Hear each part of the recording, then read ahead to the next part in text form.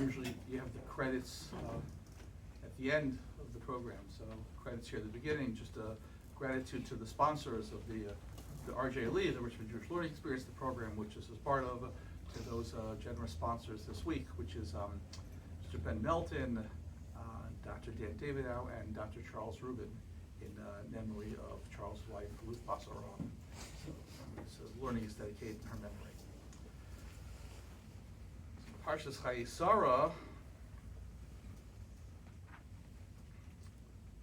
tells us how Avraham goes to purchase a burial plot for his beloved wife Sarah, who passed away at the age of 127. And there's a medrash, Rashi cites one version of it, there's several versions floating around, that the death of Sarah was in direct proximity to Akedas Yitzchak, to Avram's passing of the 10th most difficult tests, being willing to sacrifice his son. So the language Rashi quotes is, he says that the death of Sarah is approximated to the binding of Yitzchak because it's through the news of the Akedah that her son was brought for slaughter and was just about like almost shechted that her soul left her and she passed away. Now there's different versions, different accounts of about exactly what happened. Did Sarah think that Yitzchak actually had been slaughtered and that's why from the shock she passed away? Did she hear that she was hearing the story about he's being brought to be slaughtered and the story wasn't finished and she thought it's going to happen and she passed away? Or could it even be that she knew it didn't happen, but still like, oh my gosh, this close, I almost lost my precious son? Whatever the explanation is, all the opinions of the Medrash who say this position make it pretty clear that it was seemingly as a result of the Akedah, as a result of Avram's passing his most difficult of tests, that he lost his wife Sarah. Very difficult thing. And one of the facets of this is one wants to ask, like, wow, Avraham passed the most difficult of tests, the test that we invoke in our davening all the time. It's so much a part of our Masorah, this great sacrifice. He promised a son who's going to continue his legacy. And then Hashem says to take that son and bring him up as a sacrifice. And Avraham, without asking a question or challenging or saying, this doesn't make any sense, Hashem, which it didn't seem to at all, goes to do it. And then it seems like the result of his sacrifice, this incredible deed, is he loses his wife. So, was Avram tested 10 times? You would think this would be pretty solid as an 11th test. And in fact, according to the Medrash, why isn't this counts as one of the tests? Thinking about different answers to why we don't say everyone was tested 11 times. So, you could say that maybe this was part of the test of the Akedah. Could also say, again, there are those who say, like the Rambam, that the 10 nisyonos that mentioned in Pirkei Avos that Avram passed, that all has to be referring to something specifically spelled out in the text of the Chumash, while this is not, this is from a Medrash. It's also possible, I was thinking, that maybe one could say this was very similar, although different, to one of the nisyonos Avram passed earlier. Remember when Avram was told to go to Eretz Canaan, to go away, leave your family, everything you know, and you're in some faraway land that you've never seen before, you have no idea what it's like, and start all over. And Avram goes to do, of course, it's Eretz Canaan. And shortly after he arrives, there's a famine. So it's like a similar kind of thing of, I do exactly what Hashem told me to do, and it doesn't seem to end very well. It doesn't seem to work very well.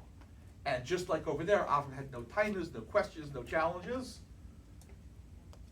So too here. So maybe it's a similar kind of test, and that's why it's not counted. I don't know.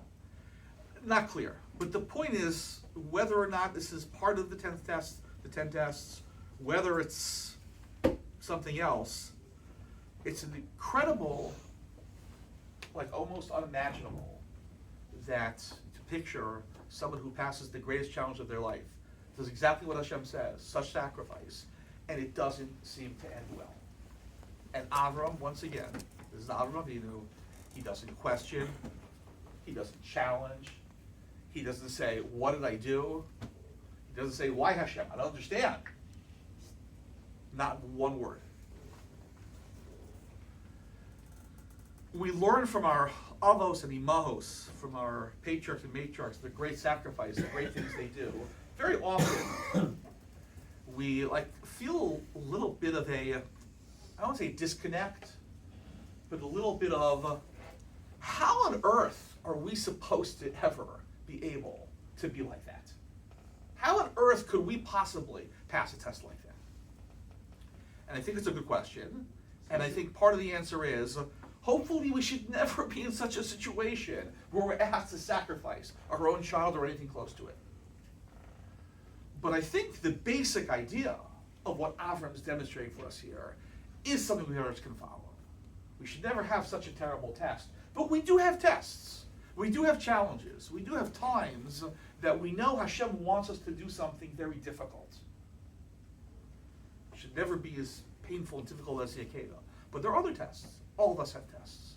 And you know what? Sometimes, hopefully lots of times, we pass the test. And we do what we're supposed to do even though it's difficult. But I'm sure I'm not the only person in this room who has seen instances of cases where we're so glad, we're so thrilled, or somebody else is so proud of passing a test and doing something difficult, and then it doesn't work out. The results aren't good. There's an aftershock. And you start second guessing yourself. It's like, I know this is what the Torah wanted me to do. This is what Hashem wanted me to do, and I did it. Why is Hashem doing this to me? And that's to learn the lesson of Avram, that we are capable of doing, of saying, listen, if I don't know, I'm not sure what to do, I can always go ask my rabbi. But if I know it was the right thing, and something bad happened afterwards, that could just be a second test. I'm not going to regret doing the right thing, and if the same thing happens again, I'll do it. A few examples, and listen, just look around at B'nai Yeshiva. I'm sure there are times in Yeshiva, that's B'nai Yeshiva, there are times you have to make a decision to do what's right. Maybe it's to stand up for someone, to stand up for a fellow boy in Yeshiva, or to stand up for something, and it's not going to be popular. And you know what the right thing is to do. And you do it. Sometimes there are consequences. Sometimes we do the right thing, and socially, people aren't nice to us afterwards. And we might feel, you know what, maybe I was wrong. My Rebbeim told me I should do this, and I did it, and now everybody's upset at me, now wants to talk to me, and give me the silent treatment, whatever it is. Like, I know what's right. I'm not going to go ahead and change. Like, this way I can be like an Avram Avinu. It's not like sacrificing a child. But I can know I did the right thing, and the fact the results weren't good, I'm not going to question and challenge what I did. I would do the same thing again. There's a very special person I know, a fellow who did not grow up with Yiddishkeit. And he made a tremendous act of Mesiras Nefesh, of self-sacrifice, to take on a hugely important mitzvah that he accepted upon himself to do. Tremendous commitment of strength. But it didn't work out for him. It didn't work out. His Parnas's livelihood suffered. His life went downhill, so he thought. He couldn't take it. He said, God, why are you doing this to me? I took on this huge thing. I learned how important this is. My Rebbeim taught me, and I took it on, and it's not working. Couldn't handle it. And he gave up that commitment. And he gave up all the observances he had taken on. A very special person, a wonderful person. And it says in Pirkei Avos, Al Tariz Chaverecha Shekil Komo. God forbid that I would ever judge someone. I haven't been in that kind of a situation. I don't know what I would have done. If I grew up without Torah observance, and then I started keeping it and things went sour, I don't know what I would have done. But Chaval, it's a loss to our people, that this person had that reaction. And then, of course, on a positive note, I know someone else, also a very special person. Different kind of challenges. Twice. Huge challenges where it took an iron commitment to do the right thing, where all the pressure was not to do it. And this person, with an iron commitment to Hashem and what's right, did what was right, stood up for what was right, and suffered for it.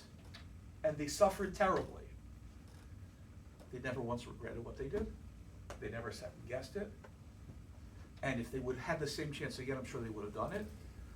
And thank God, this story has a happy ending. Because after the person, what the suffering they went through, their life wound up and took a wonderful, wonderful turn, better off than it had been had they done what people wanted them to do instead of what was right. So again, we should never be in this kind of a terrible nisayon of Avram, but what a strength we learned from Avram Avinu, the 10th test, the 11th test, whatever it was. He did what was right, he knew what was right, no matter what the consequences. Hashem, we do what you ask us to do, not because we know we're always going to see good results in this world. Sometimes we won't. We do it because it's right. Be'ezras Hashem, we should be zocheh not only to do what's right, but also, Be'ezras Hashem, to see good results indeed come from it. Good.